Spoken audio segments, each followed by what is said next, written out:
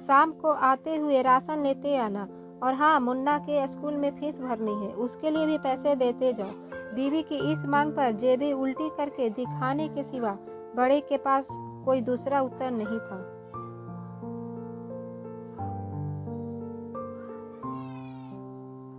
माथे पर चिंता की सिकनों के साथ सवेरे तो बड़ा भाई अपने काम पर निकल गया, लेकिन उस शाम उसने पूरे परिवार के सामने एक आर्थिक संकट को दूर करने के लिए एक प्रस्ताव रखा। क्यों ना हम उस प्लॉट को बेच दें जिसे बाबूजी ने लक्ष्मी को शादी में देने के लिए खरीदा था।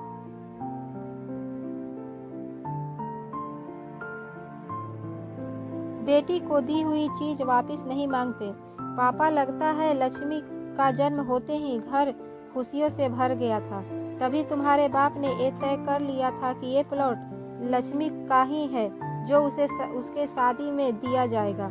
माँ ने अपना विरोध जताते हुए कहा। कौन सी बेटी? कैसी बेटी? वो बेटी जो प्रेम विवाह कर घर की इज्जत को खाक में मिला गई और पिताजी की अंतिम यात्रा में भी शामिल न हुई। बड़े बेटे ने टोन मारते हुए कहा। मेरा मुंह मत खुलवा। यहाँ कौन नहीं जानता कि लक्ष्मी को उस दिन गली के नाके से ही लौटा दिया गया था। उससे अपने पिता से आखिरी बार मिलने का हक भी छीन लिया गया था। माँ ने बेटी का पक्ष लेते हुए कहा। माँ के इस बार से दोनों बेटे चुप हो गए। न बड़ा बेटा कुछ बोल पाया, न छोटे बेटे के मुंह से कोई शब्द फूटा। थोड़ी देर की शांति के बाद छोटा भाई बोला, प्लॉट बेच तो देंगे, पर क्या लक्ष्मी कागजात पर दस्तखत करेगी? मुझे नहीं लगता। वो हमारा भला सोच भी कैसे सकती है? आखिर है तो औरत जात, पुरुषों की परिस्थितियों को कैसे समझ पाएगी? काफी वाद विवाद और सोच विचार के बाद सब इस बात पर सहमत हुए और पड़ोस के ही मोहल्ले की लक्ष्मी की दोस्त को बुलाकर लक्ष्मी को घर आने का न्योता दे दिया गया। अगले दिन सुबह से गली के नाके पर खेल रहे बड़े भाई के लड़के की बुआ जी आ गई की आवाज सुन घर वाले चौकन्ने हो गए।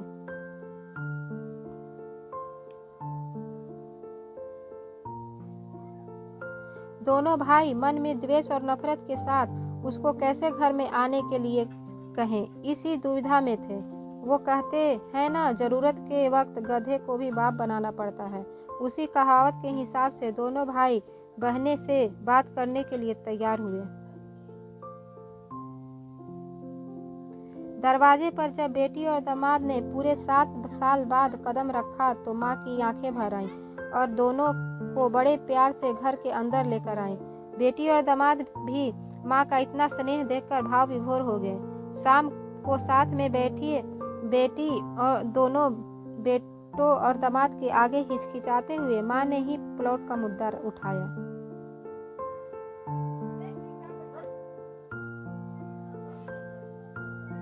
लक्ष्मी को थोड़ा अंदेशा था कि कोई बड़ी बात होगी। लक्ष्मी उसी दिन ये सोच रही थी कि ऐसी क्या बात हो सकती है कि जो खड़ूस भाई उसे बाप का मुंह भी दिखाने के लिए खिलाफ था, वो अचानक इतने कैसे पिघल गए। लेकिन अब उसकी सारी बात समझ में आ गई।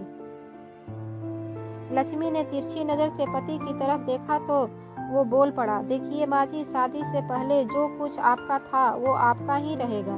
ना उस पर मेरा हक या लक्ष्मी का कोई हक था और ना ही भविष्य में हम मांगेंगे। इसलिए आप निश्चिंत होकर उस प्लॉट के साथ जो करना है कीजिए। आप जहां हमें कहेंगे हम साइन कर देंगे। सुबह से अपने जीजा से नजरें चुरा रहे दोनों भाइयों ने अब अपने जीजा को अच्छे से देखा। सुबह प्लॉट के कागजात पर बहन के दस्तखत लेकर काम खत्म किया जाए, यह तय हुआ।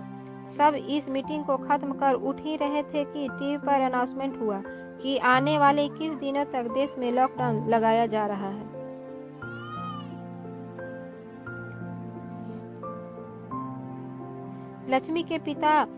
लक्ष्मी के पति ने फोन पर बात करने के बाद कहा, अब हम क्या करेंगे लक्ष्मी, कल की बस भी रद्द हो गई है और 21 दिनों तक कोई बस नहीं है। हम तो फंस गए। इस खबर से दोनों भाई बहुत निराश हो गए, क्योंकि एक तो उनकी आमदनी कम थी और 2 लोगों का खर्चा अलग से।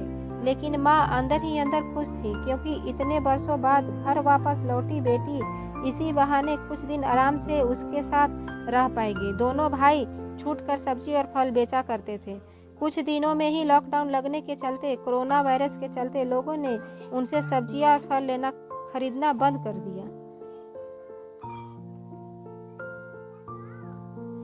पहले से खराब उनकी आर्थिक स्थिति और ज़्यादा खराब होने लगी और वह मन ही मन लक्ष्मी के कदमों को अशुभ मानने लगे। बहन और जीजा जी से उनकी यह हालत छुपी नहीं थी। लक्ष्मी के कहने पर उसके पति ने दोनों भाइयों की सब्जियों और फल की रेडियो पर लोहे की रॉड और जालियां फिट करा दी। बाजार जाकर दोनों के लिए कैप, हाथों के दस्ताने और थोक भाव से सब्जी और फल खरीद लाए। दोनों की रेडियां अच्छे से तैयार कर फल और सब्जियां ढककर दोनों भाइयों को टोपी और दस्ताने देकर जीजा जी ने उनसे कहा, एक बार इस तरह से धंधा करके देखो, शायद आपका मुनाफा बढ़ जाए। थोड़ी आनाकानी करने के बाद दोनों भाइयों ने जीजा जी के समझाए अनुसार धंधा शुरू किया। 2-3 दिनों बाद ही कोरोना से घबराए लोग अब ढकी हुई फल और सब्जियां और दस्ताने और सेफ्टी का ध्यान रखते बेचने वाले ही फल और सब्जियां खरीदने लगे।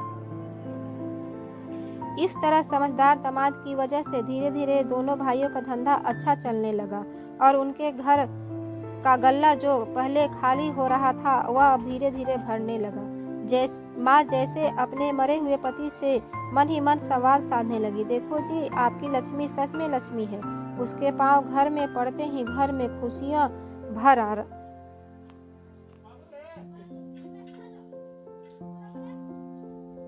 दोनों भाइयों के आंखों में पहले जो गुस्सा था उसकी जगह अब शर्म ने ले ली थी। वह मन ही मन सोचते थे, क्या गलत किया था बहन ने, जो हमने उसके साथ इतना बुरा सलूक किया। शादी ही तो की थी और शादी करने से पहले हमें बताया तो भी था। हम ही थे जो उसे स्वीकार नहीं कर सके। दोनों भाइयों के मन में द्वेष और नफरत धीरे धीरे क्वारंटाइन हो गए। 21 दिन बाद जब दीदी और जीजा जी प्लॉट के कागज पर साइन करने जाने लगे, तब दोनों भाइयों ने उन्हें रोक लिया और उनसे माफ़ी मांगते हुए पेपर्स उन्हें देते हुए बोले, शादी के वक्त हमने आपको कोई तोहफा तो दूर की बात है, आपका हक भी नहीं दिया, लेकिन अब इस प्लॉट को स्वीकार कर हमें प्रायश्चित करने का एक मौका दीजिए। सभी की आंखों में खुशी के आंसू आ गए और माँ ऊपर देखकर बोली, देखो आपकी लाडली ने आज फिर हमारा घर खुशियों से भर दिया।